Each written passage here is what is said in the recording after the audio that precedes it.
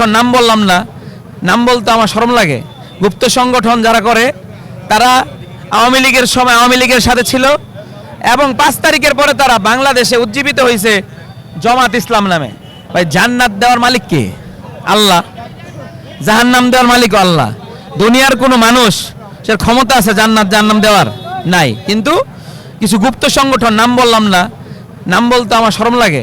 গুপ্ত সংগঠন যারা করে তারা আওয়ামী লীগের সময় আওয়ামী লীগের সাথে ছিল এবং 5 তারিখের পরে তারা বাংলাদেশে উজ্জীবিত হয়েছে জামাত ইসলাম নামে।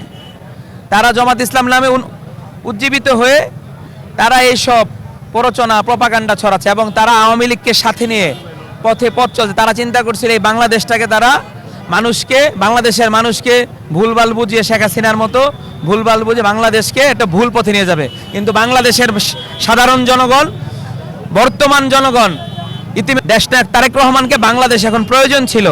তাই আল্লাহর রহমত হিসাবে ভূমিধস বিজয়ের মাধ্যমে দেশনায়ক তারেক রহমান সরকার গঠন করছে। এটা হচ্ছে আমাদের সবচেয়ে বড় পাওয়া। এবং ওই যে আপনার একটা প্রশ্ন করলেন, জামাত ইসলামের তারা সরকার গঠন করতে চাইছিল, এটা তারা স্বপ্নেই ভাইবানিক। তারা যে চক্রান্ত কইরা নির্বাচনের 2 দিন আগেও আপনি হাদির হত্যার বিচারের দাবিতে যারা যে মনে করেন যদি যমুনায় গিয়ে হামলা করে বলতেছে, যমুনার সামনে তারা নিপীড়ন, তারা আন্দাজে একটা মনে করেন ব্যাপার নিয়ে ঝামেলা কইরা তারা চাইছে একটা বিশৃঙ্খলা তৈরি করে নির্বাচন বানচাল হোক। কিন্তু দেশের জনগণ নির্বাচন বানচাল করতে দিবে না, এটা আমরা বিশ্বাস করি। বাংলাদেশে একটা গণতান্ত্রিক সরকার প্রতিষ্ঠিত হয়েছে। যারা অনেক ষড়যন্ত্র করেছেন, যারা এই নির্বাচনকে থামাতে চেয়েছে, বাংলাদেশের কিছু গুপ্ত সংগঠন আছে, আপনারা জানেন ভালো মতোই, তারা কোনোভাবেই নির্বাচনকে সমর্থন করেননি। তারা গুপ্তভাবে চলাচল করে। কিন্তু এই স্বৈরাচার ফ্যাসিস্ট সরকার থেকে এই পর্যন্ত আমরা বাংলাদেশ জাতীয়তাবাদী দল বিএনপি দেশনায়ক তারেক রহমানের নেতৃত্বে সুসংগঠিত ছিল। আর এই সুসংগঠিতের ফলে 5ই আগস্ট জুলাই অভ্যুত্থানের পর থেকে এই পর্যন্ত সকল আন্দোলন সংগ্রামে তারেক রহমান নেতৃত্ব দিয়েছেন। ইতিমধ্যে আপনারা এটা অবশ্যই জানেন, এটা সারা বাংলাদেশই জানে। আমার নেতা দেশনায়ক তারেক রহমান বলেছেন সবার আগে বাংলাদেশ। উনি একটা সুন্দর বাংলাদেশকে সুন্দরভাবে গড়তে চান এবং সবাইকে নিয়েই গড়তে চান। এখানে দল মত নির্বিশেষে সবাইকে নিয়ে এসে দেশটা গড়তে চান। একটা গণতান্ত্রিক দেশকে তিনি নিয়ে সামনে এগিয়ে বাংলাদেশকে একটা উন্নত দেশে তৈরি করতে চান। এবং আজকে যেহেতু আমাদের সংসদ সদস্য এবং মন্ত্রী পরিষদের শপথ গ্রহণ হলো, আলহামদুলিল্লাহ, এটা আমাদের কাছে সবচেয়ে বড় পাওয়া হচ্ছে। এটা আমাদের থেকে মনে করি ঈদের চেয়ে বেশি খুশি আমাদের। আলহামদুলিল্লাহ, বাংলাদেশের মানুষ এখন স্বস্তির নিঃশ্বাস ফেলছে। এটা আপনারা জানেন, বাংলাদেশের মানুষ এই ভোট বিপ্লবের মাধ্যমে বিএনপির ভূমিধস যে বিজয় হলো, বাংলাদেশের মানুষ তা আপনার স্বচক্ষে দেখতে পারলো এবং উপভোগ করতে পারলো। তারই পরিপ্রেক্ষিতে আজকে দেখেন কত সাধারণ মানুষ আজকে এইখানে আসছে, যেহেতু শপথ গ্রহণ এবং আপনার হচ্ছে সংসদ সদস্য শপথ গ্রহণ এবং মন্ত্রী পরিষদ সংসদ এবং প্রধানমন্ত্রী সহ মন্ত্রী পরিষদের আপনার হচ্ছে শপথ গ্রহণ। আপনি স্বতঃস্ফূর্তভাবে কেউকে কিন্তু আজকে দাওয়াত দিয়ে আনতে হয় নাই।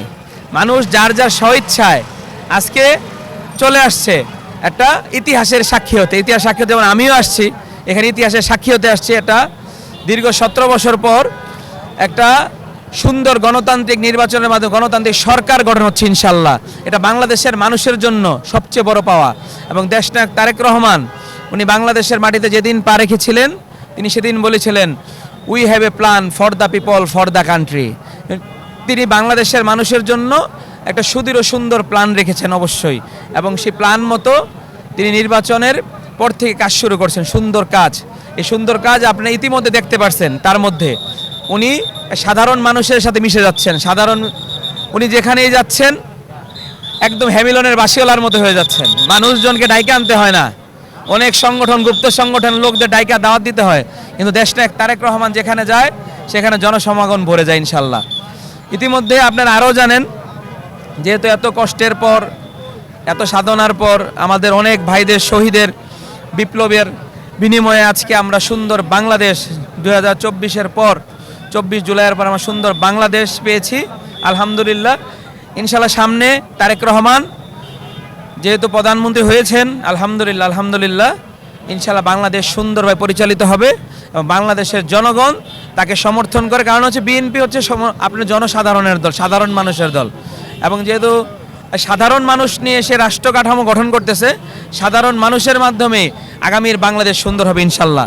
তাদের বিষয়ে বলতে গেলে আমাদের যখন 111-এর সরকারের সময় আমাদের দেশটা এক তারেক রহমানকে নির্মমভাবে মিথ্যা বানোয়াট মামলা দিয়ে, নির্মমভাবে ভুয়া মামলা দিয়ে তাকে নির্মম অত্যাচার করা হয়।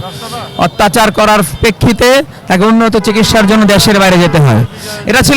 এটা ছিল আমাদের দেশের একটা ষড়যন্ত্র। আপনাদের ইতিমধ্যে জানতে পারছেন যে আমাদের দেশে এই ষড়যন্ত্র কে করছে? স্বৈরাচার ফ্যাসিস্ট সরকারের আমলে তাদের প্রশাসন সহ তারা টোটাল মিলে ষড়যন্ত্র করে বাংলাদেশকে ধ্বংসের পথে একটা আধিপত্যবাদ বাংলাদেশে তৈরি করতে চাইছে। কিন্তু দেশটা তারেক রহমান কখন আধিপত্যবাদ বাংলাদেশে বিশ্বাসী না। আমরা বাংলাদেশের মানুষ আধিপত্যবাদ বাংলাদেশে বিশ্বাসী না। এবং যারা এই অত্যাচার নিপীড়নে জড়িত ছিলেন তারা ইতিমধ্যে যারা বাংলাদেশে আসছেন অবশ্যই তারা বাংলাদেশের আইন অনুযায়ী ইনশাল্লাহ শাস্তি পাবেন। যদি তারা অপরাধ করে থাকে, ইনশাল্লাহ আমরা বিশ্বাস করি তারা অপরাধ করেছে এবং বাংলাদেশের আইন তদন্ত আছে, তারা আইন তদন্তের মাধ্যমে তাদের শাস্তির ব্যবস্থা করবেন, এটা আমরা বিশ্বাস করি।